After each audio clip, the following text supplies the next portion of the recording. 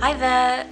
So, yes, it's been a while since I uploaded, but I just wanted to share with you that I have finally finished my quilt! Yay! I made my binding and I've sewn it on. I used the maroon color, the same one that I used for my half square triangles. And yes, last month, that was August, I finally stitched my binding on, and yes, my quilt is done. And here it is. Ta-da! Yep, there we go. Yay! I machine stitched the binding that's on the front, and then I hand stitched the back of it. I think for my first time binding I did okay.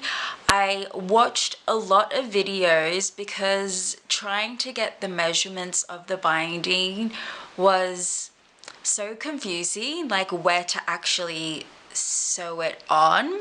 I don't know, to sew it on at 1/4 of an inch away. I don't know. I was really just confused, like sewing it 1/4 of an inch from the actual quilt top or on the quilt top, but then do you cut off your design? But I think that when you make your quilt top, the design pattern accounts for that 1/4 inch, that extra 1/4 inch where your binding would go on. So anyway, I did sew my 1/4 inch seam for my binding on, but when I wrapped it around to the other side, it still seemed like my binding, when folded and wrapped around, it still seemed like it was too small to reach the other side. So I ended up trimming my quilt sandwich to make my binding fit on. Hand stitching, on the other hand, no, I found hand stitching much better. I really enjoyed that part. I hand stitched the back of the binding on. I used a few clips to hold it in place, and again watched a video to try and figure out, you know, how to stitch it on. I think I ended up watching the Crafty Gemini's video. Yeah, it was very straightforward and easy. I'm pretty sure it's called an invisible stitch.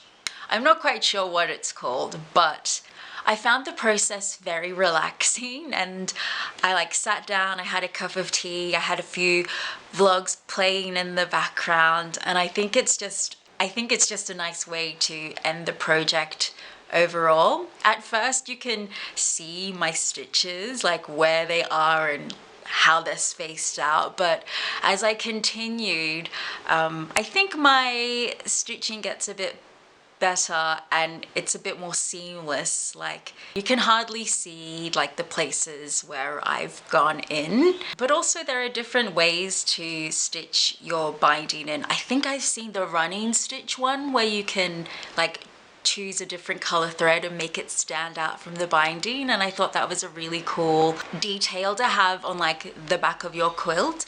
So I think, you know, maybe I might try that kind of binding next time. Yes, that is my very first quilt done.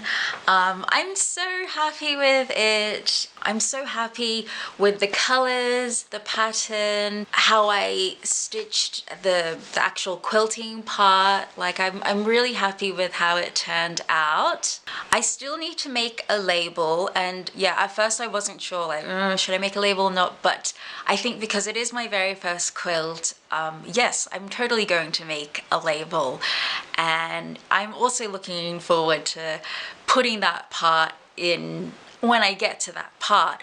But for now, this quilt is done. Thank you so much for following my quilting journey.